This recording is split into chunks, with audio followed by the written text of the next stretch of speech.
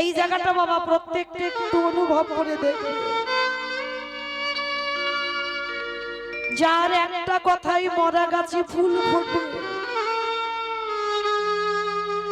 যার একটা কথাই শুকনো গাঙাও জানবো,